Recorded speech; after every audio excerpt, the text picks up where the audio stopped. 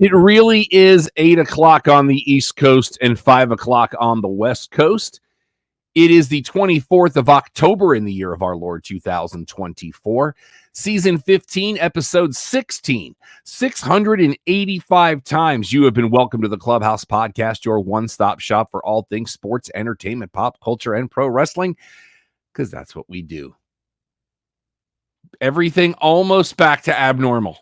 Welcome. My name is Rob. I am the executive producer of the Clubhouse Podcast, and I am still catching up on stuff. But had a great time in Vegas. The wedding for Courtney Colton was absolutely beautiful. Shout out to everybody that helped out, everybody that was part of the ceremony, everybody at the facility, at the golf course there. Had a great time. But man, even for a guy that doesn't party, Vegas will take a lot out of you. Trust. But I still had a good time. But I'm not alone. Jabuya. Over there is my co-host and a man who is now officially a professional podcaster. He is Alex. Hey, man. See, I was actually thinking of a different way of like, when is the last time, if ever, that we've had one of us coming back from Vegas and it's not me? Not since you've been on the show. Because I haven't been to Vegas since 2018, maybe? Oh, I was on Yeah, I was on the show recently or before that, but I don't know that we did anything other than have a week off while you recovered because you're right. Vegas drains you. And again, I don't party. I don't drink. I was in bed at the Airbnb by like 9:30 every night. No issues. I got off that plane. And first of all, what is up with landing at 8:30 on a Saturday night and Love Field being a ghost town? I'm not kidding you. We left out of Love Field at 6:05 a.m. on a Wednesday, and it looked exactly the same way it looked when we landed 8:35 in the evening on a Saturday. Everything was closed. Fly out before people wake up, land before people finish partying. I'm just like, bro. And I did go to the Whataburger on the Strip, but I do call shenanigans because it's closed from 3 to 9 a.m., which is prime taquito time. Well, it's not a Whataburger if it's not open 24/7. I don't care. I'm just saying, but they are building 14 more out there. They'll get there. Yeah. So and it was Whataburger quality. It wasn't like strip food, a version thereof. And they were also partnered up with something called Perry's, which is like a New York style something. I know Perry's. Why do I know Perry's? And they had lobster dip for the bargain basement price of $38. But if you do go out to the Strip, it is located right in front of the Aria. Whataburger? At Perry's had it, but they were on the same menu. Like one half of the menu was Perry's and the other half was Whataburger. But yeah, it's right in front of the Aria. It's a feeling I've eaten at this place and don't remember it. It opened this year, and you've been out there this year. So you got that. Well, no. But what I'm saying is I'm wondering if it's an extension of the same Perry's that we have in the Metroplex. Could be. Yeah. But we had a great time. Of course, didn't get to see the fountains because they were building the grandstands for the F1 race. So, which is right in front of the Bellagio.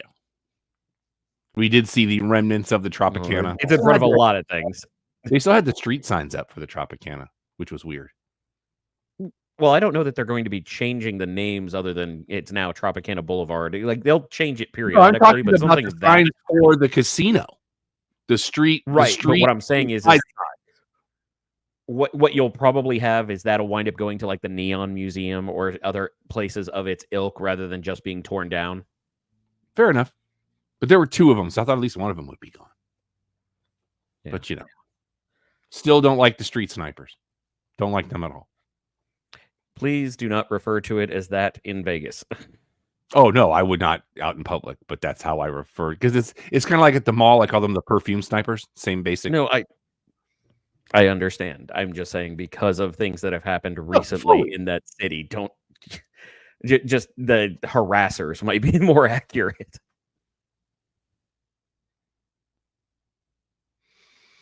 Oh, are we disconnected? No, we're here. Just starting the show with anxiety. Yeah. Well, we're going to power through it. We're going to get to the good stuff. We do want to start with some sad news in the world of sports with the passing of Fernando Valenzuela at 63. I was watching PTI today, and Wilbon was saying that they were covering, he and somebody else were covering the Olympics in LA in 84, and their editor got mad because they took a side trip because they wanted to see Fernando Valenzuela pitch. And because one does. Absolutely. So, but yeah, I mean, Fernando Mania, that was kind of a little bit before your time. Like you would have known him as in later years, but the height of Fernando Mania was just 1981. Yeah. But I was lucky enough to have seen him pitch, obviously not during that time, but early on. As we know, with you and I from South Florida, I did get to see him in Vero at Dodgertown. So it was a thing. And I remember multiple people I know of that live in California talking about when it was a Fernando Day, be ready because there was going to be some Tejano, there was going to be tacos for the tailgating, and everything was a fiesta. And I was like, that sounds awesome. Let's do that. As I was waiting for you to join the link here, I found somebody had posted a Tejano version of Cult of Personality, and it haunts me now. Was it by Easy Band by chance? Because they have great work. I don't know, but I did not enjoy it. Okay, well, if you are not going to enjoy things of its ilk, then do not partake. But I am a big fan of Easy Band, who take a lot of pop songs, turn them into Tejano. Norteña is the more accurate, but it's really good. I don't know who it was. I just saw a thing. No. I'm more covering why I said Easy Band rather than just leave it hanging. In the Why Is This a Thing story of the week, 2 members of this year's SEC Legends class will be Vince Young and Barry Switzer. Okay, what's your opinion on this? Because I understand it from both sides, but if I had to sum up my opinions in one word, no, that would be it. Now, what are your thoughts on the people who are like, it's not their fault that they just weren't in the SEC at that time? No! I mean, I agree with you, but I understand the argument. I just think it's a bad one. No. Big 12 legends? Absolutely. Will not debate it. I've actually sat down with Vince Young. I did a Q&A with him at Greater Austin Comic-Con 2 years ago. You spoke very highly of him. And he was great. He was very funny. He was very engaging. I was here for it. But you never played in the SEC. Would you? I have played as many games in the SEC as they have. Now, would you be adverse to them doing now, I don't believe it's a physical Hall of Fame or building, but would you be amenable if they not so much asterisked it, but said current SEC teams, legends of their past kind of thing, like making sure to clarify the divide? No! Okay. It doesn't make any sense to me at all. And I think it diminishes people from Texas now and from Oklahoma now. That's an interesting point. Because to me, they've earned it because they're in the SEC. It's that simple. As much as I want it to be a thing, I wouldn't put somebody from Notre Dame in the Big Ten Hall of Fame or Big Ten legends or ACC legends.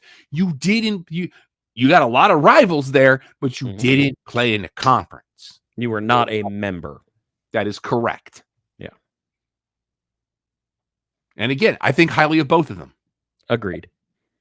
But this makes no sense. 0 zilch, not a nil. I think it was purely them trying to I'm trying to think of the word because it's not an olive branch because there's not fighting in this regard, but I think it's more trying to. My favorite way of looking at this is the SEC trying to throw a bone to Texas and OU and going, yeah, Vince Young won them a national title. One of the gotta best go back to college Barry. football games I've ever watched, by the way. I was not happy about the result, but yeah, it was an amazing game. Yeah. Again, like I'm ABT. You know that. Anybody but Texas. Exactly. But good football is good football is good football. And that is like Jen and I knew that game was going to come down to the wire to the point where we left Sports City after the third quarter so we could be at home for the end of it for multiple reasons. One, to watch it. Two, to not deal with the fallout because that place was going to be nutso. Yeah. Well, it was going to be anywhere with that. Well, that's why we were at home. Yeah. Some scores from this past weekend. Florida State loses again to Duke. Yeah. Like we were at the rehearsal dinner, which again, I'm saying this now, I hate Pacific time. Not a fan. Not a fan. I know you have tried to convince me of certain things about Pacific time. I'm out. I don't like that Around the Horn comes on at 2:00 in the afternoon.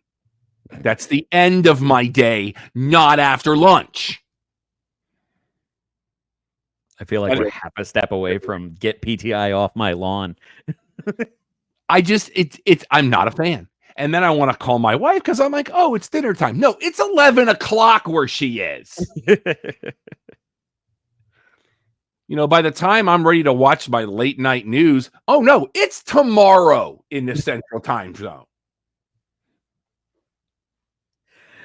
But yeah, Phil was like, it was going back and forth. And Phil was like, I just don't want updates. I don't. Number 1, Oregon puts 35 on Purdue's Goose Egg. Number 11, BYU beats Oklahoma State by 3. Clemson wins big by 17 over Virginia. Number 21, Mizzou, who they beat Auburn by 4, but I'm going to keep a blind eye on that game Saturday because they're playing an Alabama team that is, this is like, I don't know that I've ever said these words. Alabama is make or break on Saturday. Oh, 1,000%. You know what? There's a genuine argument that last Saturday might have been make or break for them. They have to rebound. Well, my favorite one that was pointed out to me today is what kind of a world are we living in right now where Duke beat Florida State in football and Indiana is ranked higher than Alabama in football, which was my next game to cover because they much less over Nebraska. Yeah. Go back 15 years and go, yeah, Indiana's going to beat them in 2024, 56-7. Every Nebraska fan will ban you from the state. You've got Army and Navy both ranked for the first time since the 40s? I want to say they said something like 76 or something like that, but yeah. Badger wins by 20. Army, again, number 23, they beat East Carolina by 17. Miami beats Louisville in a game where it sucks to have the under, 52-45. They've got Florida State this week. Which might as well be idle.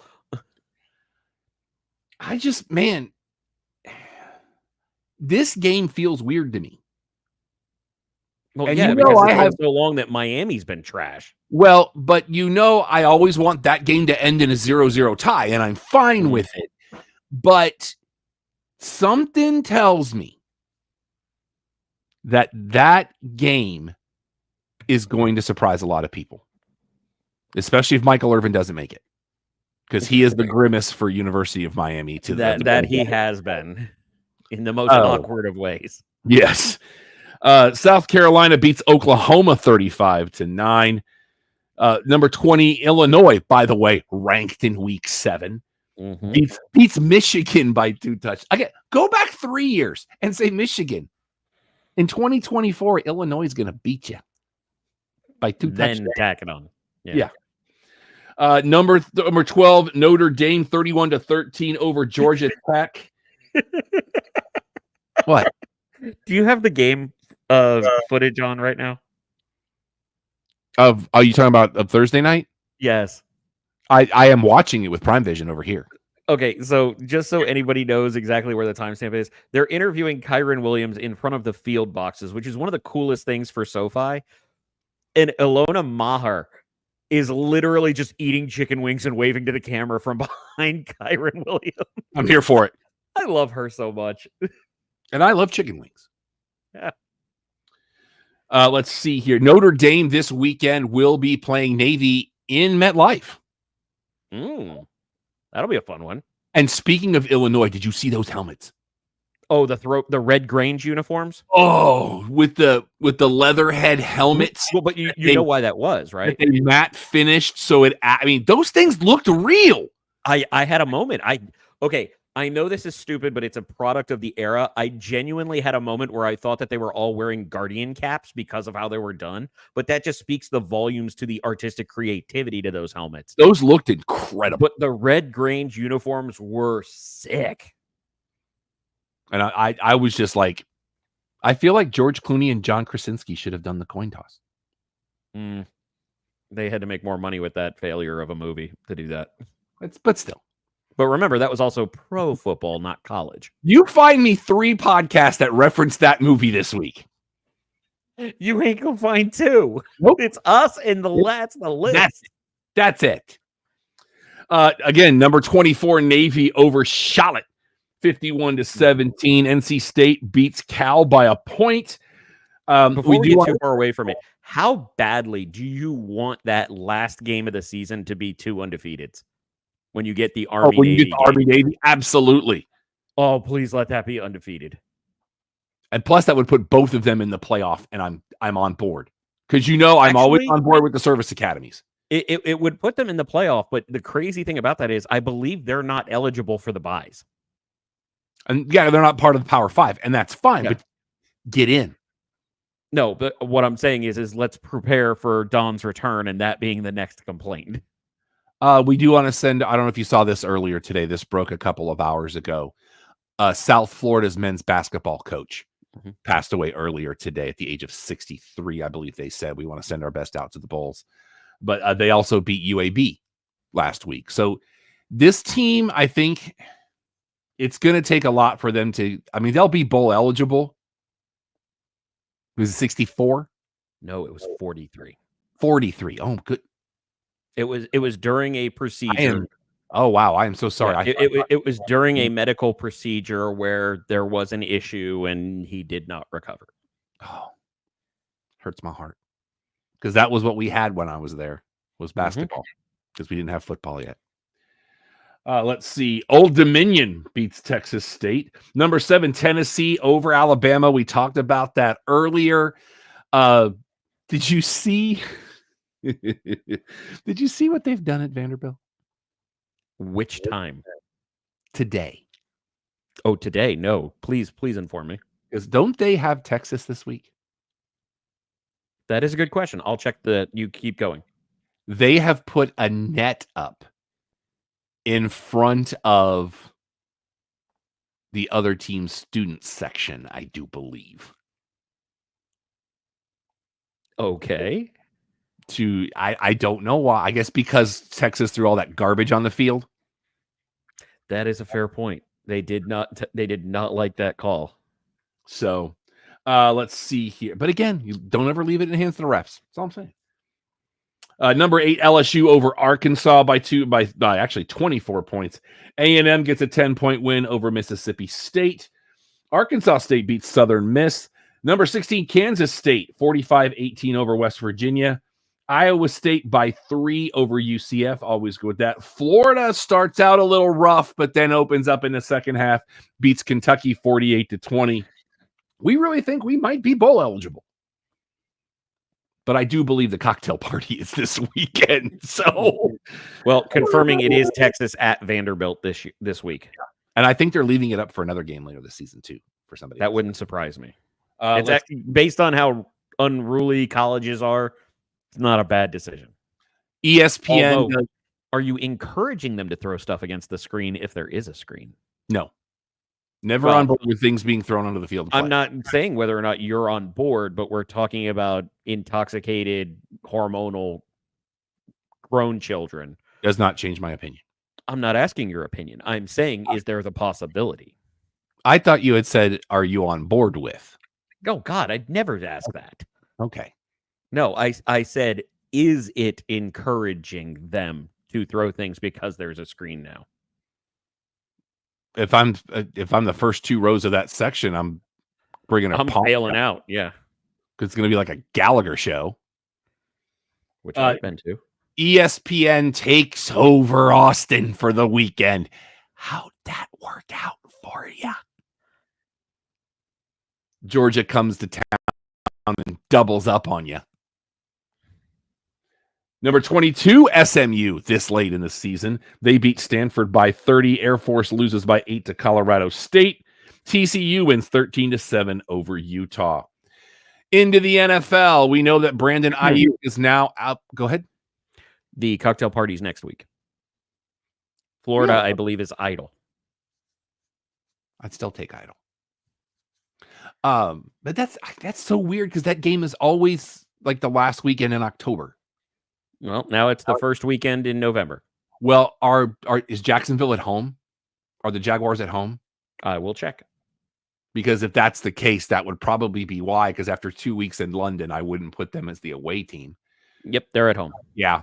So you'd have to push that game back because I believe that stadium does not recover. Well, they play it at TAA Bank now, right? To my knowledge, yes. Yeah. We know now that Brandon Ayuk is going to be out for the season with ACL surgery. Mm-hmm. And well, he actually, if I'm not mistaken, it was his ACL and MCL that tore, which is pretty damning when you have two of them. And in the craziest news of the week, DeAndre Hopkins is now a Chief. Did you see the statistic that ESPN put up about why this is such a thing for Kansas City? I don't know that I did. Since the start of the 2022 season, Chiefs receivers have had more drops than all but one other team. And in his career, DeAndre Hopkins has the second best catch rate without a drop or without drops. Number one, Larry Fitzgerald. Number two, not far behind at 1.6% of drops, DeAndre Hopkins. What have I been saying since preseason? You're the champs till somebody tells you otherwise. And this does not go in a backwards direction. Mm-mm. Last Thursday night, Denver was giving 3 to New Orleans. They didn't need them because they win by 23. Jacksonville, in their second game in a row in London, double up on New England. Jacksonville was giving them 7. We all thought that was a little funky, but they covered. It was you and me. What am I doing? Yeah. And I can actually speak at my normal tone this week because I was down here a lot because people were still sleeping. I get that. Seattle was getting 3 from Atlanta, didn't need them. Mm-hmm. Coup did not help me, but I still won. I put it this way. I had a lot of confidence in Atlanta that was misplaced. Tennessee drops an extra 24 points to Buffalo. Buffalo was giving them 9.5. Yep, Cincinnati wins the rock and roll game now because no, that's what they called it. That's what they called it. I don't care what they call it. They're idiots. But Cincinnati was giving 3.5, didn't need them because they win by 7. Green Bay was giving 3. We all thought that was kind of weird, but I believe all of us. I keep thinking there was 3 of us. It's okay to say both. It's still accurate. Both of us, but both of us did say Green Bay -3. I would take that, but they win by 2. Yeah. Miami, that was a weird game. Indy was giving 3, didn't need it because they win by 6. Detroit, Minnesota. What a game. So much fun to watch.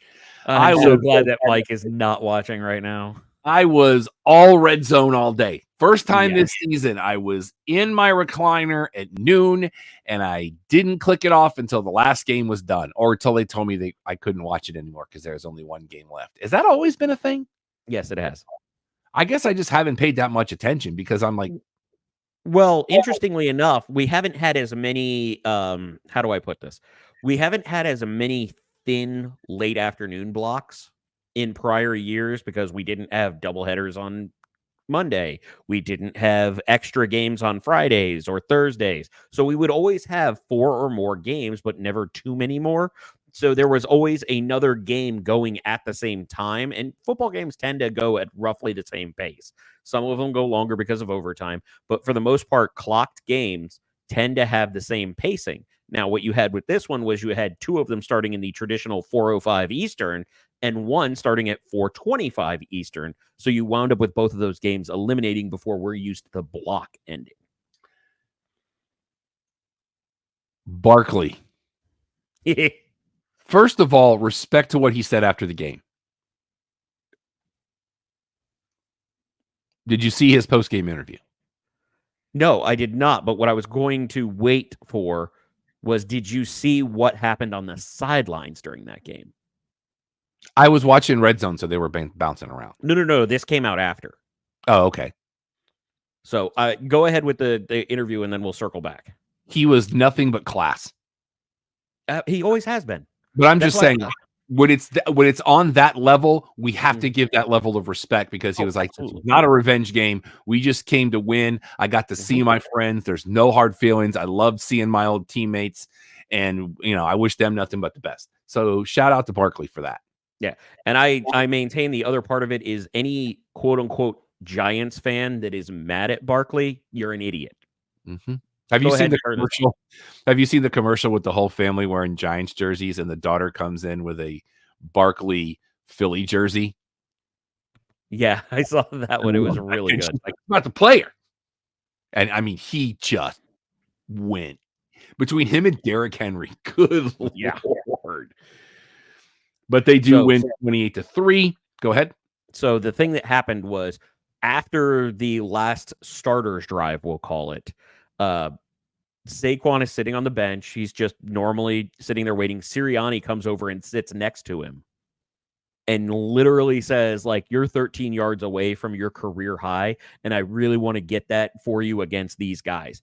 And Barkley was like, I did see this. Yes, go ahead. Yeah, and Barkley was like, no, I'm good. Let the backups eat.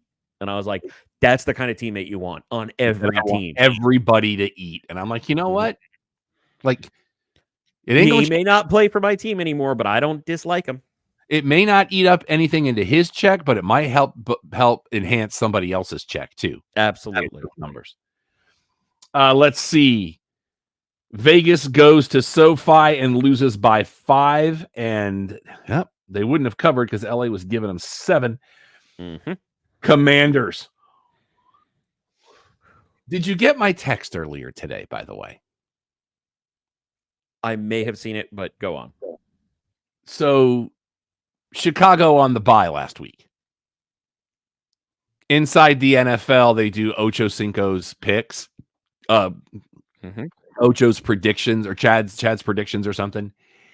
And they got to this week's game, which is Chicago playing football club. Put a pin in it. We'll get to it in a minute. But they beat Carolina by almost 6 touchdowns.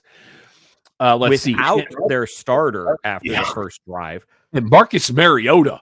Dear God. You know what I really want to say in this regard? Number one, that's how bad one of these teams is. Number two, that's how good of an offensive mind Cliff Kingsbury has always been. His problem was when he had a whole team to work with. Yeah. Well, and I've said this before. Mariota's a serviceable backup. He's not a guy that I'm going to put out there as a starter, but he's a serviceable backup. And with that line in front of him to protect him, let's go. You want my hot take? Please. I would kill to have Mariota on the Giants at this point. Kansas City beat San Francisco by 2, and they were getting 2.5, which was weird. Pittsburgh over the Jets out there at Are You Sure Stadium. by 22. Baltimore over Tampa Bay in another game. Baltimore beats Tampa Bay by 10 in a crazy game. And then Arizona beats the Chargers by a safety because it is time for Chargers to start charging. Right now, with 8:35 left in the first quarter, Minnesota is up by a touchdown. They scored quickly. They marched down that field in like 4 plays. Yeah. So most of it to Justin Jefferson. Yeah. But I've got Cooper Kupp in the game. I have faith. I have faith tonight. I don't know if that's the surprise active was Puka Nakua's already back. Yeah. Seeing him in the pregame was great. And he's already had 3 or 4 catches, and he's going right now. And by the way, Minnesota giving 2.5 in that game. It wouldn't be enough. Give me Minnesota. Coming up Sunday morning, we're back to noon. Mm-hmm. No more. We got about 2 more weeks until another game, and that'll be in Germany. Oh, God. I almost feel bad for Germany, but I won't. Philadelphia goes to Cincinnati. Cincinnati's giving them 2.5. Are you insane? Cincinnati's on the rise. And Philly hasn't looked like Philly yet, other than playing the Giants. Give me Philly plus the 2.5, bro. I kind of feel like I'm taking Cincy. All right. They look like the better team right now. The other team in Ohio, Baltimore, goes to Cleveland. 37.5. 44.5 your over under. Baltimore's minus 8.5. It ain't enough. 8 is not enough. See, that's an old 70s sitcom reference. You're welcome, America. Let me also clarify why Cleveland has been my team to bet against lately. Other than the one game that they somehow won, they have been beaten by double digits in every game. Tennessee goes to Ford Field. You want to guess the line on this? Tennessee, who just traded their number 1 receiver or pseudo number 1 receiver, going to Detroit. I'm gonna say 10.5. Add 1. 11.5. Detroit is giving them 11.5, and it ain't gonna be enough. See, my gut reaction is to take Detroit just because they're such a better team. But this is one of those spreads that scares me because it's like, it's so clearly Detroit. Yeah, and they might be playing their backups and Hendon Hooker by the third quarter, and you wind up with a Tennessee backdoor cover against the third string. I honestly don't see MCDC doing that unless they're up 30. Because no, I get you, but that's what I'm saying. They may be up 30 and then give up a couple of touchdowns. Like MCDC would do that, and if they scored, he'd put everybody right back in because he's MCDC. That's also fair. Arizona goes to Joe Robbie, the return of Tua Tagovailoa, who I am not starting in fantasy this week. That hasn't been confirmed yet. Okay, I thought I practice. I can practice, and he is going to play, is what I had heard earlier today. Okay, so what the official reporting right now has been, he is at practice with a chance to play. And he doesn't want to confirmed it yet. He doesn't want to wear the Guardian cap, and that concerns me. Kid, just wear the damn cap. I agree, 100%. But they're giving Arizona 4.5. Well, I think that's putting too much stock into it, especially since Arizona has actually looked a lot better on defense than I was expecting them to do. They have come together. John Gannon is doing work with that squad. But are we still in the noon set? Yes. Because this is that classic West Coast team goes to East Coast playing in the early set. That's got to play some wrinkle into it. And but played I think Miami time the week before. Mm-hmm. But I think Miami is going to be a little bit rusty getting things back after, a month plus of calling it mediocrity might be giving it too much credit. So I think Arizona keeps it close. I think Miami still wins, but I think Arizona keeps it close enough to cover. Jets go to Gillette Stadium in the battle for the basement. Jets are giving New England 7. We have lived to see this day. And all I could think is, who does Aaron Rodgers blame or take credit from when they win by 3? I mean, I would take New York minus the 7, but it'll barely win. It might push. Honestly, I'm leaning New England on this one, but that's because Drake May has looked way better than I expected him to. We're not hearing anything about it because they're losing. But I want to say the factoid that came out was that Drake May is the first rookie to start or to have every one of his first 5 starts be over 200 yards and 2 passing touchdowns, something like that. Okay. Atlanta goes to Raymond James Stadium. Atlanta's giving them 2.5.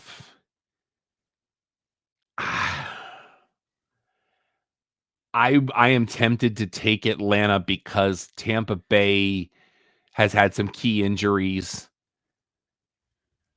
And this is a divisional game, and it's not that far away. I feel bad about that one with Godwin being out for the year and extensive, and Evans looking like he's going to miss over a month. This is the other hard part you have with this one is if Tampa, who has looked good, even against the Ravens, even though that game wasn't as close as it should have been. The problem you have here is this is one of those look ahead games. Mm-hmm. The Bucks after Atlanta, which, like you said, divisional game. Then they have the Chiefs. Then they have the Niners. This is going to be a rough stretch. And I feel like it actually is going to work the other way here. Because I'm with you. I'm kind of leaning on Atlanta. But Tampa Bay, even losing Godwin and Evans, yes, Sterling Shepard, Jalen McMillan, Trey Palmer, they are not going to fully replace them, but they are good players. And I feel like Tampa Bay might take on Baker Mayfield's gutsiness and come out swinging at home as underdogs and knowing that they got to get this one because the next 2 weeks are going to be rough. So give me Tampa. Green Bay goes to TIAA Stadium. Mm-hmm. Green Bay's giving them 4. Jacksonville has not been great. They'll cover that and then some. I don't know.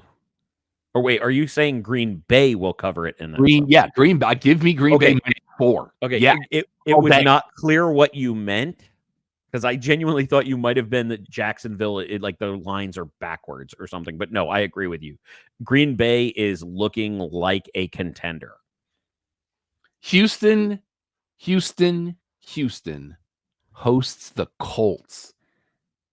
Houston's giving them 5. I don't think it's enough. I don't either. Because I saw it. Somebody finally described Anthony Richardson in the perfect way, and I can't stop giggling at it. Anthony Richardson is the Daniel Jones of Cam Newton's. I saw that earlier today myself. I just died. I almost peed myself laughing when I saw that.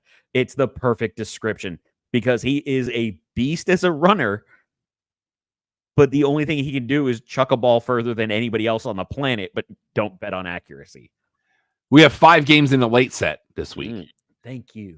Starting with the New Orleans Saints going to SoFi Stadium because it's time for the Chargers to charger, but they're giving New Orleans a touchdown. Give me New Orleans plus 7. We're at that point. See, my problem is this is a super volatile game because I'm actually taking the Chargers unless Derek Carr is cleared. I don't care about anyone else, but Derek Carr makes that offense go better than it does. And yeah, New Orleans looked like world beaters for 2 weeks and have done nothing since. But you have to remember, at least 3 of those weeks was with Spencer Rattler. And with all due respect, Zimmerman, you don't look right about that boy. And they just gave Alvin Kamara the bag. You kind of have to. He's your only guy. Yeah. No, I'm not saying it's a bad thing. I'm just saying I'm just reporting the news. But like seeing the highlights of this is why you pay Kamara even at the advanced age was really cool. Did you see the Alvin Kamara is so good he doesn't even have to try montage? No.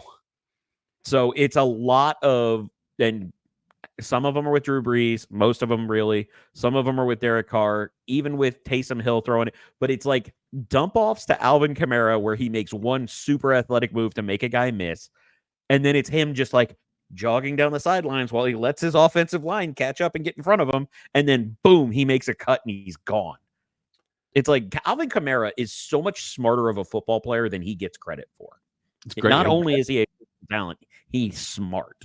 I want to say I had him on fantasy a couple of years ago. So I have him in all but one league this year. Buffalo goes to Seattle and is giving the Seahawks 3. I think Seattle's starting to turn the corner. I don't know that I trust this. I would say give me Seattle. I would say give me Seattle plus the 3. See, this one worries me just because of injury concerns. I want to take Buffalo, complete gut reaction. Amari Cooper fit into that system better than I expected that quickly, even though Amari Cooper has been great everywhere he's gone, even in Cleveland when he had competent quarterback play. The big concern I have with this one is Seattle being down linemen. DK Metcalf may not be playing. I'm going to stick to Buffalo because I don't expect Seattle to be healthy enough to cover the 3. Carolina goes to the Mile High City. They're getting 10. It ain't enough. I apologize. Could you repeat that? I just watched a cat take a nosedive. Denver hosting Carolina and giving him 10. 10? 10. That's a big number for a team whose offense isn't good. But their defense is really good. Oh, I just realized something. And you've also got Andy Dalton not starting. We're glad he and his family are okay. There was a motorcycle or a motor vehicle accident that handled his thumb. So, but this is what I was. You went a very different direction than I was anticipating. This game opened at either 6.5 or 7.5. Mm-hmm. The switch to Bryce Young has everybody throwing every dollar they have at Denver. So I almost feel bad about the 10 because Bryce Young's not good. Yeah. KC goes to a place that we know where. The autumn wind is a raider. And I could say that because I was there and there was a wind and it was during autumn and it was very pleasant. Casey's giving them 9.5. It ain't enough. This ain't the week. This ain't the week they pop the champagne in Miami. It's not this week. You know what? This is the exact kind of game that it would be, though. This is the exact kind of game where Patrick Mahomes' terrible play this season comes back to bite them. Because it's a stretch where they're like, oh, we can kind of take our foot off the gas because we're playing the Raiders and then we're getting the Chargers at home.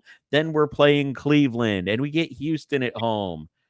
And it's just going to be terrible. Oh, I apologize. I'm looking at the wrong Raiders matchup. So they get the Bucks next week and then the Chiefs. So they are going to have 2 games back-to-back against decent teams. And then they get the Bills. Okay, so this is one of those look-ahead games. What's this spread again? KC minus 9.5. You want my crazy thing? You can take Vegas? I think I'm going to take... This is one... The moment it hits double digits, I take Vegas. Because I think more of Gardner Minshew. I think Kansas City might take their foot off the gas, and this is going to be a backdoor cover. So, yeah, give me Vegas. And shout out to Gordon Ramsay's Fish and Chips. Shout out to Gordon Ramsay's every restaurant. Dude knows what he's doing. We ate there. Yeah.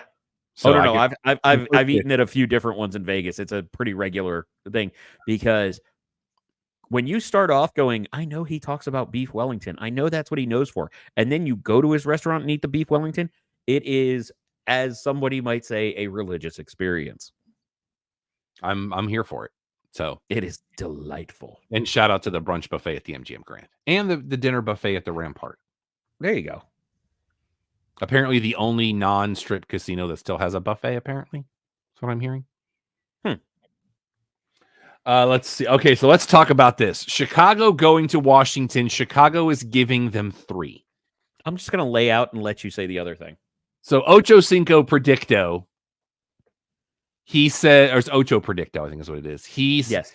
They get to this game, and it wasn't the right music, but music hits and out walks Seth Rollins, who is from Iowa. So in Iowa, you're either a Chiefs fan or you're a Bears fan. Because those are the directions. Correct. He comes out and says, Chicago wins 80-0. I said, God bless you, Seth Rollins. Have you seen his bit that has been a thing for longer than he's been with the company? I saw what he did at the game where he jumped the thing and the security escorted him out. No, he got thrown over the railing at that one. It was a scripted throwing over the railing, but he was thrown over the railing and ejected. But no, you can always tell what happens with the Bears game by watching Seth Rollins' social media, we'll call it, because it's not just X, formerly Twitter. Because if the Bears win, he only tweets, I love football. If the Bears lose, he only tweets, I hate football. Love that man. I love that man. Oh, it's priceless every time. Sunday night. We never went to the picks on that, though. Oh, I said Chicago's giving him 3. I don't know how I feel about that because football club's kind of on a roll. You know what? I was surprised at how efficient Mariota looked. I would still take Chicago just because that defense is really good and that offense is starting to click as well. Plus, I believe they're coming off of a bye, so they have the extra prep time. Give me football club. Give me the Bears. Sunday Night Football, a classic rivalry as the Dallas Cowboys go to Levi Stadium. San Francisco is giving 4. Not anymore. Because those that think that this is going to be a thing, I'm going to tell you that this is not going to be close. San Francisco is going to have a get-right game, and they are going to woodshed the Cowboys. And I am not alone in that thought process because I will not name names, but I do know of somebody who dropped a 6-figure bet on the Niners. Hold that thought. Dropped a 6-figure bet on the Niners in Vegas yesterday, and that line went to 5.5 instantly. Good mercy. Mm-hmm. Monday Night Football. The Giants go to Unsure Stadium. Pittsburgh's giving you 6. It's not enough. Pittsburgh, actually, after the initial rust from Russ early on, he looked exactly like the guy we thought he would be because, even it being said on air, the moon ball, long ball that Russell Wilson throws works perfectly with a guy who can win jump balls. And what you had was in Seattle, that was DK Metcalf. In Denver, it didn't happen because while Cortland Sutton is a big guy, he was not winning the 50-50 balls, but George Pickens does. So I like that. And the number 1 corner for the Giants, Deonte Banks, I really hope starts looking better because if you have looked into his Pro Football Focus scoring, which is another group that analyzes everything, there have been 81 cornerbacks who have taken multiple wide receiver 1 snaps. He is ranked 80th. And it's not particularly close to him not being bad. So it might be a career day for George Pickens. It might be a career day for Russell Wilson. And the Giants are bad. And Daniel Jones got benched, and it didn't look better or worse. It looked the same. But vote of confidence from the owner, for the coach, and the GM for this year and next year. I almost said something that rhymes with duck. I'm just saying. I almost said something that rhymes with duck. And this talk about people being like, oh, the Giants are just a quarterback away. We should trade for Stafford. Please give me directions to this fantasy land you live in.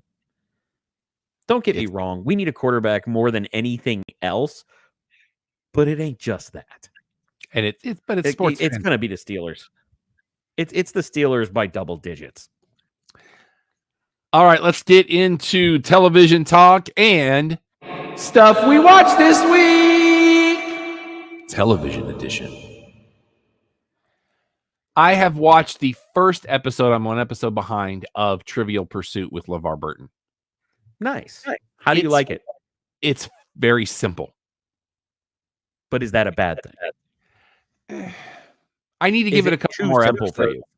I need to give it a couple more episodes because there's just not much to the game itself, which is kind of an issue for me. May I give you a weird comparison just to kind of gauge? We talked maybe 8 to 10 months ago about the brilliant simplicity of the game show The Floor. Mm-hmm. Now, is it a simplicity like that, or is it more like they took this game you love and dumbed it down as simply as possible? More the latter, because I was intrigued by The Floor, the one episode I watched. And then with Trivial Pursuit, they actually played 2 games. Oh, and if you get to the final round, you get a shot at $20,000. Nice. So, Adult Swim news, Rick and Morty. Oh, I'm sorry. Did you have anything you want to talk about for this week? I wanted to give you your flowers on air. For what? Have I got news for you? You have been championing. You have been the champion for this show. I have. And I started watching it this week. And, sir, I'd say you hit it on the money, but this is a Brinks truck level hit. It is brilliant, and you did not oversell it. And episode 5 is some of the funniest. I almost said something that rhymes with spit. The funniest stuff I have seen on TV in a long time. And yes, I'm including Shorzy and Letterkenny. Shout out Amber Ruffin, Michael Ian Black, Roy Wood Jr. Absolutely. Just shout out the 1980s Ninja Turtle promotions team. And shout out Idris Elba. Ask me again why I think Roy Wood Jr. should have gotten the Daily Show job. I don't have to ask. I know now. Committed for your approval. Adult Swim has renewed Rick and Morty for 2 more seasons. Mm-hmm. So you got that going for you. Apple TV yesterday announced. Go ahead. Just to clarify, I believe they still have 3 more seasons on the current deal. They have added 2 more. Okay. So 5 more seasons of Rick and Morty. Yeah. Apple TV announced yesterday that season 2 of Severance will kick off on January 17th. I need to see this. I do too, but I thought they'd already done season 2. I thought we were going to season 3. So I forgot it existed. Apple does not do a great job advertising. They rely entirely on word of mouth, which is how you get Ted Lasso being a surprise and then shrinking a surprise. It's slow horses. Surprise. It's like their marketing team sucks, or they just have no budget. Even AEW is like, we have to change the way we do this. CBS has already renewed their Matlock reboot for season 2. Okay. And season 2 of Elsbeth, which is a new series they have, they've announced a couple of their guest stars for season 2, Laurie Metcalf and Eric McCormack. Oh, that's solid wins. Yep. And Flick-Fil-A is now not the name. It is now Chick-fil-A Play. I don't care about any of that. They have announced their first original series will be called Legends of Evergreen Hills. Starring Kirk Cameron. It's an animated series where Sam and her friends are the protectors of, quote, kindness sparks, unquote. So you got that going for you. Meh. Disney Plus announces that Daredevil Born Again will kick off on March 4th. A lot of news coming out of New York Comic Con this weekend. I'm so mad at having to wait longer for that. Please get me to there. Please get me to there because I cannot wait. NBC and Peacock announcing that you'll be able to stream Twisters on November 15th. Mm-hmm. Very much enjoyed that film. Netflix has renewed Virgin River for season 7. Very popular for them. Never watched an episode. Prime Video this week announcing that Mike Flanagan, who is very big as a horror director, is developing Carrie as a series for them. Interesting. It's been made into a musical. Yeah, but I can see how it would play as a TV series as well. Let me rephrase. I don't know about a TV series as much as a mini series. Probably going to be a limited, I'm sure. Yeah. They have renewed The Legend of Vox Machina for season 4. Very popular. I know a number of people that love that. And they are doing a limited series as a remake of Cruel Intentions that will start November 21st. I don't know how that's going to play, though. That is one of the best musicals I've ever seen. You have said that for many. If you in your town ever has the Cruel Intentions musical, just go, because it's a jukebox musical. It's all 90s music, and it's fantastic. It's all of the era of the movie release, is it not? It's the whole decade. But what I'm saying is it wasn't the movie in the 90s? Or at the tail end? Yes. Okay. Which is also it's an actual American version of Dangerous Liaisons. Same thing. That is true. TNT has announced that they're going to have, they had the first episode this week, but starting next week, Thursdays at 7 Eastern, they're going to have a sports magazine show called Above the Fold that is hosted by Jamel Hill. So she makes her return to television. I thought she was great on Around the Horn. I very much enjoyed her. Never enjoyed her. The only TV on DVD and Blu-ray this week is the classic complete series, A Man Called Shenandoah, which predates both of us. Yes, but we are both aware of it. Yes. Yeah. And now let's go to Stuff We Watched This Week! Movie edition. The only movie I saw, we're going to talk about new releases. And I have been TV intensive. I have been recapping What We Do in the Shadows leading into the final season, so I have not seen any movies.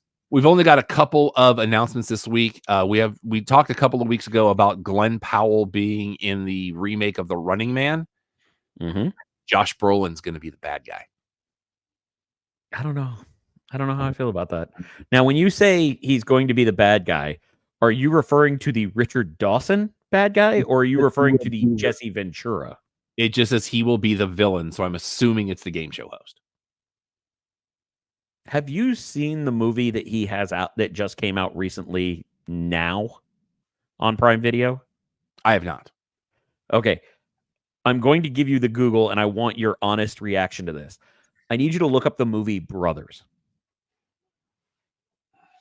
And it has, and I'm trying to not spoil anything, but the fact that this movie came out with so little discussion is blowing my mind because the cast is absolutely stellar. Dinklage? I have seen the trailer for this, yes. It looks so ridiculous, but I need to see this movie. And Disney is doing a Prince Charming movie, and there are conflicting reports of either in talks or has accepted as one Chris Hemsworth. That's not surprising. My hope is that they take the same avenue with this that they took with Enchanted. Okay, yeah, I can roll with that. But give us something new. Movie new releases. Venom: The Last Dance that they're predicting I can't even say it and laugh. 65 million is your expectation. Lower your expectation. As we discussed on the phone, first one I very much enjoyed. The second one, very much disappointed. I have no concept of what to do with this one. However, even though it is called The Last Dance, there is now rumblings that it will not be the last appearance for Venom, but it may be the last Venom solo movie. The first one? The second one?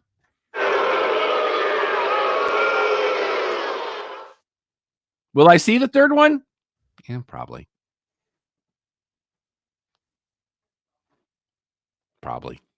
But it ain't making 65 million this weekend.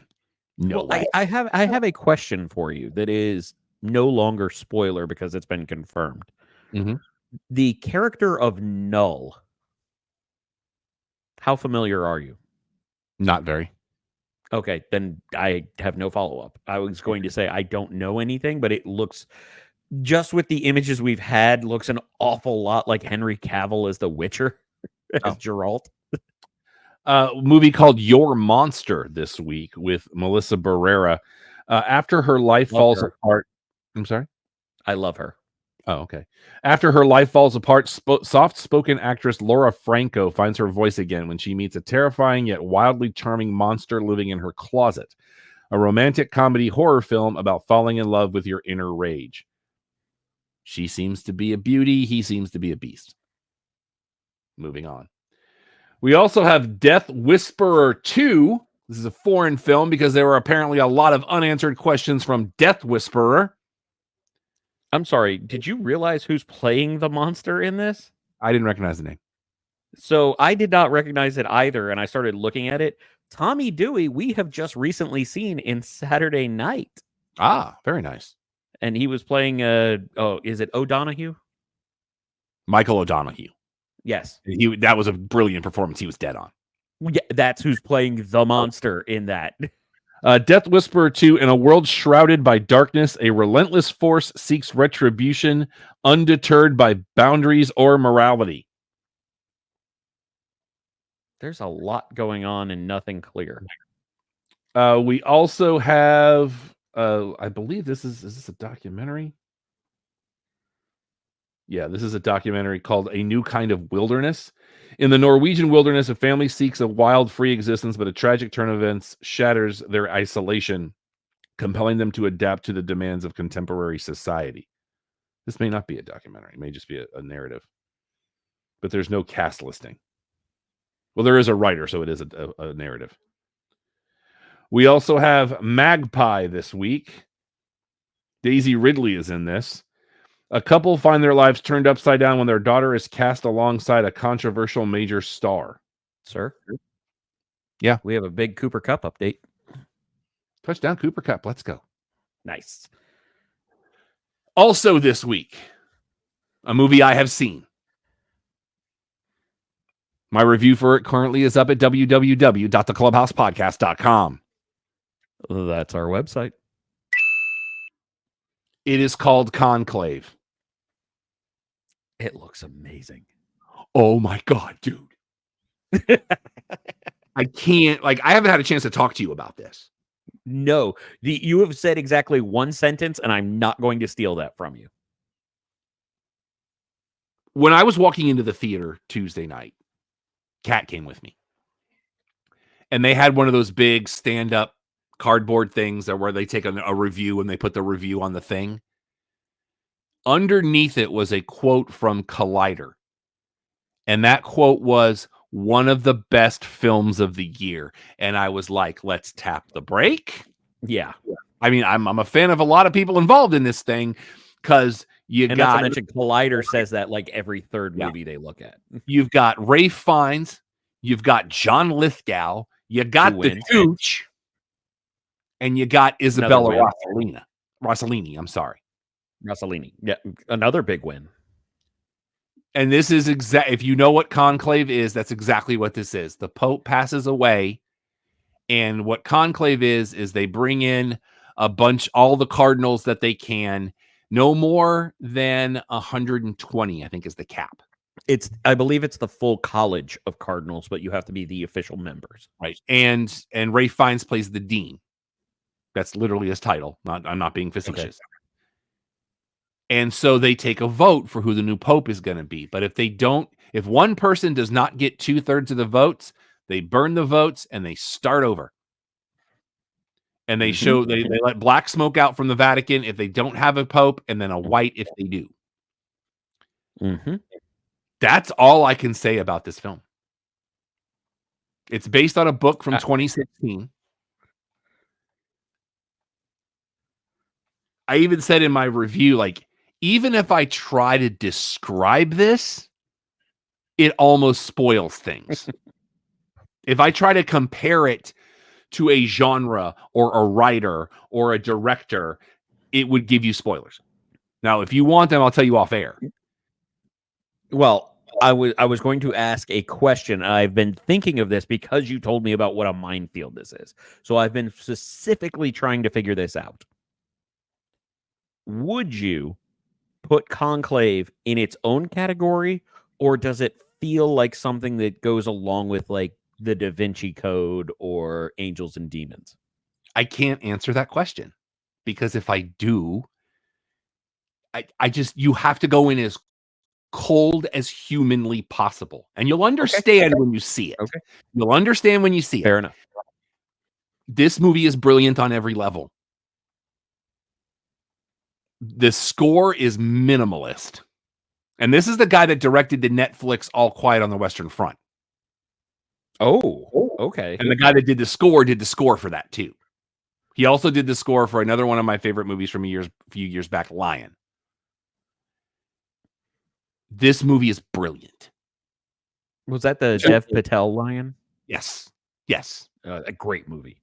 To the point where multiple times during this film, both Kat and I had emotional reactions on multiple levels. It is an hour 50. That's a good time frame. That is a solid. Yeah. It's shot gorgeously. This is the second week in a row that I have said of a film that it could be Oscar bait, but it isn't. Like, it so naturally will fit into the award category. It doesn't feel like anybody's fishing for awards in this film, as well as We Live in Time. Both of these films are wonderful. Do not be surprised if at least one of these two winds up on my top 10 list by the end of the year. I'm sorry, one of these two? This one and We Live in Time. Are you referring to We Live in Time? And okay. Yeah, I have not heard you glow about a movie like you have about Conclave in a little while. Like, you and I had a lot of fun with Deadpool and Wolverine. This one feels more critic and enjoyment. I was blown away on every level. Nice. Movies on DVD and Blu-ray this week, The Thicket. This is the Western that was done by Peter Dinklage that James Hetfield is in. Okay. Dee Dee, which showed at the Asian Film Festival this year. This is a coming-of-age story. Longlegs gets the Steelbook treatment this week. By the way, Longlegs is going to be shown on 35 millimeter at the Texas Theater this weekend too, as well as the Neon's new film, Anora, that's getting another release. I believe Longlegs is Timeline's Pretty Woman. It's hitting Prime Video soon as well. Okay. The collector's edition of the horror classic from 1990, Shocker, about a serial killer that's killed in the electric chair and comes back. Yes. There's a limited collector's edition of World War Z. Ooh. Very interesting. If you look up Bullets and Blockbusters a couple of weeks ago, they did a video on what that film was supposed to be, as well as the plans for the sequel. I still think that there's a chance that they come back to this for a sequel at some point. You mentioned What We Do in the Shadows earlier. The movie is getting a 10th anniversary special edition. I don't know. Correct me if I'm wrong. And I can only think of two examples. MASH and What We Do in the Shadows, where the TV show might genuinely be better than the movie. I would agree on MASH. I've only watched one episode of What We Do in the Shadows, which I enjoyed. Right. And I'm not absolutely. But what I'm saying is, can you think of any others that wound up going from movie to TV where the TV show even met the movie, let alone exceeded it? Not off the top of my head. Okay. Because it's such a strange niche where the TV show always seems to come up short. But these two, I'm going to be sad when What We Do in the Shadows ends. Let's see here. We have the 20th anniversary edition of Shaun of the Dead, which they actually did release in theaters. A 25th anniversary deluxe collector's edition of American Pie. And Arrow Video does a limited edition of the original Trick or Treat. I heard about this. So you got that going for you. And now this.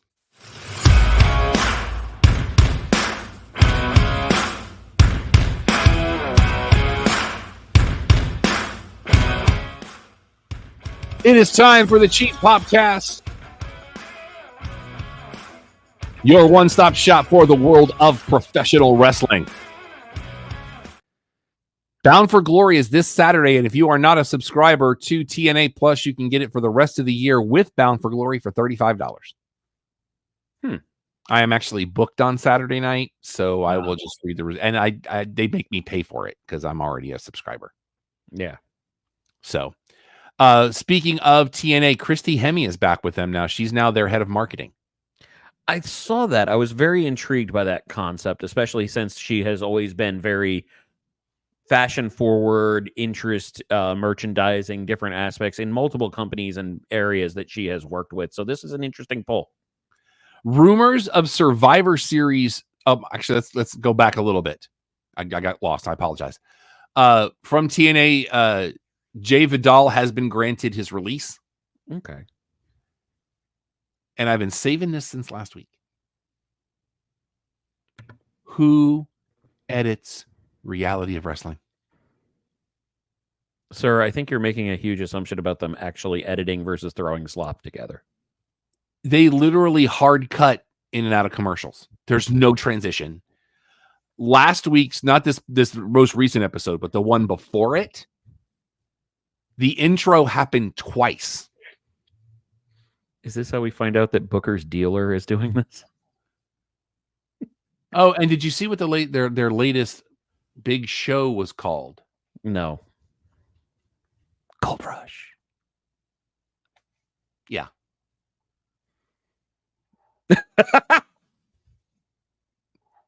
God bless you, Al Michaels. Career took down 4,121 trips, 3,672 steaks ordered, 0 veggies consumed. Lowest total on the Thursday Night Crew. That's so messed up. I love that, man. Yeah. I mean, I'm still watching because there's some good, talented people on that thing. Very true. I mean, and Booker did come out and say that his next big goal is getting Zilla to WWE quickly. So, WWE, as we heard earlier this week, I don't think we need to spend too much time on it, but Samantha Irvin is officially no longer with the company. She is pursuing a music career. Mm-hmm. She is very talented. Yes, she is. Love seeing her pictures from singing the national anthem at her first NFL game ever. At where was the stadium? At the Dumba. Rumors now, I heard earlier today that Survivor Series could start at 5:30 Eastern. It is being advertised in Vancouver as 2:30 local time. Interesting. And I have a note about it coming up later. Did you see the pictures of Isla Dawn from the Venom The Last Dance premiere? That was debunked. That's not her. That's not. It looks just like her. It does look very similar to her, but that is a cosplayer named Gloria. Who, that dress was amazing. That was very cool. I saw it like 3 different places. I'm like, okay. So right. And she even came out herself and said, sorry, guys, I wish this was me in the dress, but it's not. All right. Shout out to Gloria then, because that was cool. SmackDown this past week. Is this the right brand for Motor City Machine Guns? I feel that tag division's kind of crowded. Well, I think what we're going to have in that circumstance is you're going to have SmackDown become the more wrestling intensive brand. So I feel like this is a precursor of things to come where you have, and I need you to hold on to yourself because you and I are both excited about this concept, Motor City Machine Guns versus DIY. Motor City Machine Guns back again against Guerrillas of Destiny. And I feel like teams such as, not necessarily Pretty Deadly, but like Street Profits are going to wind up moving to Raw, becoming a bit edgier with they're already telling the dark turn, basically. Could you please stop chewing my foot? But I think what you're going to wind up having is a lot of these, let's say, smaller, agile, technical teams being the earmark of the SmackDown brand. Because you're looking at it with like Cody being a wrestler's wrestler as champion. You're looking at your U.S. title being LA Knight, who I believe is going to wind up on Raw not long after the Netflix deal, just because him working in the gray has always been its best version. And I will never not laugh at the idea every time I hear somebody talk about shoes or jackets. Every time. And I thank you for pointing that out to me again. But at that same time, you have the people that are going to know how to work, let's say, with a color. I think they're going to wind up going more towards Raw, where you're going to have more wrestling intensive on SmackDown, which is why I think the Bloodline is another. I think we're going to have a huge talent shift when Netflix comes around, but I think that's just going to be more. We need more people on Raw if there's not going to be really full commercial breaks and things of its ilk. So I think Motor City Machine Guns on SmackDown for that reason is the right call. Speaking of LA Knight, when he said you'll get smacked back to factory settings, that made me giggle. Oh, that was a great line. That the lines that, and I'm going to say it in this way, the lines that Sean Ricker comes up with are brilliant. It's chef's kiss. Had a thought of how we bring Heyman back. Go on. 2.0 keeps beating down OG. Keeps beating him down. They foolishly accept the invitation of 2.0 for War Games. Heyman comes back with OGs because he is the mastermind of War Games. Mm-hmm. That's how you bring him back. Okay. See, I was thinking that he would become the mediator. May I speed run the booking for the rest of this? Go. You have OG Bloodline versus Rogue Bloodline. I kind of dig them using that name because it's so close to Rouge. No. But you have that where Rogue Bloodline winds up losing after the already fantasy booking that we have done with the returning Jay, possibly Sammy involvement. Then you have it come out where The Rock kicks out Solo. Heyman comes back when Solo's trying to get back in the good graces of Roman, and Paul is the mediator to bring the full bloodline back together to face off against the Maivia bloodline. Okay. Who has returned with the line of, we don't need that little brother anymore because I have a bigger one with me. That's how you bring in Hikuleo. Okay. And that's how you balance the size. On Raw Monday night, that tsunami on the announce table is one of the best table breaks I have ever seen in my entire life. I don't know how they rigged it, but that looked awesome. As much as I keep saying I hate basic splashes from guys like the Usos, whenever somebody like Bronson Reed does it, I just stop complaining because it looks like you're dying underneath the person. Well, and just that near side panel just going flying. I was like, that was awesome. I rewound it. I was that was amazing. The mental image I had was like the playing card that you're squeezing and it's Lillian. We have Lillian. Yes. We have been confirmed. Yes, she is back. And as much as I hate to see Samantha Irvin go because I love her, I love Lillian, so I'm good. That is an even exchange, and I'm happy. You know what? I am sad to see Samantha Irvin go, even though I am one of the people who initially was like, I don't get it. You know what? I was not right. I didn't say she was bad, but I didn't get it. I get it now. That is going to be a big loss. And I loved Lillian Garcia, and I'm sure she's going to do a phenomenal job, but I almost worry if this is going to be one of those things where it's like you can't really recapture the magic kind of thing. She stumbled a little bit in her first one, but she's just got to get her groove back. She'll be fine. She'll be what now? She'll be fine. Well, that's two things. That means two things. You know, I don't like the word fine either. Right. But again, that means two things. Yeah. Loved the angle on that Dragon Lee dive because it made, instead of them looking like they're going to catch him, it looks like he went through both of them, one behind the other. And, I don't like that spot, but I thought it looked good. Well, this is one of those ones, like we have talked about, what's the big difference between WWE and AEW right now? Because both companies have talent. Both companies are telling stories, but there's something about that production value. And when H brought in people who know camera angles, who know cinema, we'll call it, and how to shoot different things in different angles, that's what makes AEW look worse now, because WWE is doing new and exciting things, and they're doing them amazingly. And I'm still getting used to the whole executive producer thing at the end of the show. I'm okay with it, but the font that they use makes me giggle a little bit. Like, wait, was this a sitcom? Yeah. I want to say something else about War Games. Okay. I want a second men's War Games match. Okay. Wyatt's Final Testament. Let's go. Oh, I thought we might have been setting that up, but here's my other problem with that. I don't know that we're setting up another War Games with them. I think we're setting up a traditional Survivor Series match with them. I want them in the cage.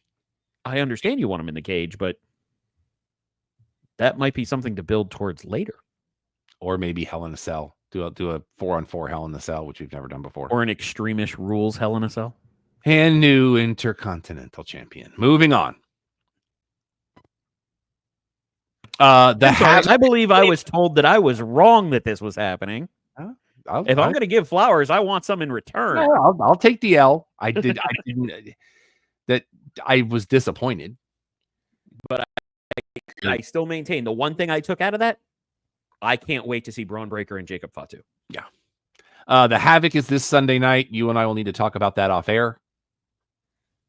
Mm. And Delta is now Zarya. Mm-hmm. And to our friends in Orlando, we apologize that you did not see it. Because apparently that CW feed cut because they ran like a minute over. Oh. And it cut right at the top of the hour. And people at the company are not happy about it. Oh, I can understand that. But we talked about that with CW and having that hard cap because of the news. Yep. AEW news, shout out to Tony Nese. He and his wife have welcomed twin boys into the world, Bryce and Benjamin. Congratulations. Dynamite, it's been a minute since I heard a wrap it up chant. I think that was the first real one I had. But did you notice the little subtle real thing that happened after that? Kyle Fletcher turned around, did the I have the microphone and he's paid for as much TV time as I want, which was very old school heel, and I loved it. And then Don Callis having to give him the credit of patting him on the back and going, "That was great, kid." And new Ring of Honor champion moving on. I have a terrible question, and I know I'm putting it into the ethos, and I apologize. Are we going to wind up pushing Jericho to win a belt, lose a belt, win a belt, lose a belt until he can get to 17 before Cena? Because what are we doing? Because there was no reason for that belt to move. There's exactly one way to make this succeed, and the problem is we're going in different directions with it. Because the best person to work with Jericho of recent ilk in this situation was Hook. And if we're going to get to the point where it's Hook challenging him for the ROH title instead of Hook continuing to go after the AEW title and making Hook the face of ROH and doing a whole new reset with the young talent, I can get behind that. So I am speaking that into existence. If anybody's listening, and we know you are, go ahead and give us that. Yeah, and keep Kip Sabian away from this thing. I don't like that bit. Would you like to talk about what you texted me last night? Ooh, in all caps. Spoiler alert. It's been 24 hours. Yeah. So at that same time, it's something very special to those of us that have friends in the industry, for those of us who have met people who had a dream, and distinctly remembering talking with Sonny Golden and Kevin Koa, getting on the cruise, getting off the Jericho cruise when Rob and I went. And I remember Kevin saying, "I'm currently training. I'm trying to get in at Hammerstone's gym, and I'm just working really hard." And I just told him, like, "Dude, you have a look. Go for it. I don't take any credit whatsoever. That man has been busting his butt." And he was on Dynamite in Salt Lake City. One of our boys got on TV again. But before you say the next part, okay, you should read the text as they came, about 60 seconds apart. Do you want me to go through the full deal, or do you want to reenact our exchange? Just read the exchange. Okay, so I'm going to move the photo away because all caps was, "Our dude is on Dynamite!" You ask, which one? No, I just put 3 question marks. I was not trying to make you sound like that. No, I'm good. For me, I was like, Cole is in a match in Utah, obviously referencing Dynamite.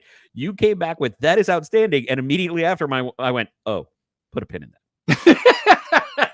Because, and he apparently got well received backstage, but our guy Koa took the black mass and was immediately on Cole. And you know what? He stuck to it. I am proud of him. And the exact message, and I'm going to clarify because I could not let Dynamite end. I was too excited.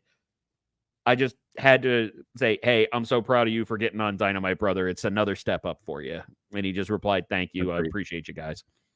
So, keep working hard at whatever you want to do. A couple of Ring of Honor notes from last week. Nick Wayne was in a singles match, and the lower third just said Nick Wayne with his mother. I'm like, she has a name. Yeah, but remember, they're plugging her as Mother Wayne. Or at least put that on the screen. That does no justice for either one of them. Yeah, but at the same time, isn't that kind of the bit we're doing right now? Is here's Christian and the other ones. And Commander is now your new #1 contender for the TV title. Don't care. So we're going to feed him to Brian Cage. Well, we're going to see him get thrown around at least. Also, anything else you want to talk about this week? So there was one thing that came up on social media that had me cackling. I don't know why I found it so funny. And I believe I sent it to you. Did you see the Ethan Page rap video for Halloween? I have seen that. God bless you, Ethan Page. I liked it. I enjoyed it. Ethan Page is living his best life right now. You know what? That dude has been so underappreciated for so long. I'm so happy to see him getting his flowers. And he's one of the best heels on television right now. Oh, absolutely. He can do no wrong in my book. And that, I hate that Booker T gets so into it because I love that theme music too. Yeah, he's doing a great job on everything. Shout out Ethan Page. Yep. Can't say the other thing he likes us to say after that because we don't say certain words. That is correct. Anything else? No, I think we're good to roll. All right, there's a QR code over there. Click Acknowledge our QR code. Right. That was, speaking of which, I was at table 1 at the wedding, so I said, "Acknowledge us." Mm-hmm. No, you should have said "we the ones." Somebody did put a GIF up for me, which was nice. Nice. But click the QR code, find out all about our stuff. Remember, be a Patreon right here at Sunset Lounge. We're so glad. I've talked to a handful of people this week that said we're already in. We're loving all the shows because that $5 a month, you get all the shows. That is true. You get Shippy and Grooves. You get Beer at 30 Clock with our friend Ziggy, who's absolutely fantastic. There's a lot more shows coming, and go check out the roundtables that we did at Smoky Rose a couple of weeks ago. I'm still reeling of how much fun we had that night. It was a gorgeous night. Everybody was fantastic. We've got some stuff cooking that I'm extremely excited about. But get on the ground floor to this thing, man. Yeah, just to clarify, it is Beer 30 Sports O'Clock. That's what it was. On everything. But yeah, no, good people all around. It was so much fun. Burnt ends. Because our obligatory burnt ends every show now. But no, it's a lot of fun. We got a lot of stuff, irons in the fire, if you will, getting ready to do some branding. I'm very excited about where things are going. Yeah, and shout out to Rachel. She took a picture in her hat, put it on social media, tagged us in it. So it's just a lot of fun. Can't wait to see where we grow. Y'all get in because we got some stuff coming. Trust. We're hitting the hill on the ride. Get ready for the dudes. And our social medias are here on the screen for you as well. Don should be back next week. He is Igbunu on X Twitter. He's going to have some stories to tell, I'm sure, because he talks about how great the trip was. So we're looking forward to hearing from him. Mm-hmm. A lot of stuff happening, bro. Big things popping, little things dropping. Shout out MVP. I'm so happy he's on my TV. I kind of want Ricochet to join that group. I think him and Shelton Benjamin would be awesome. I agree, but now we're getting just to go back real quick. We're getting now conflicting reports whether Bobby Lashley is signed or not.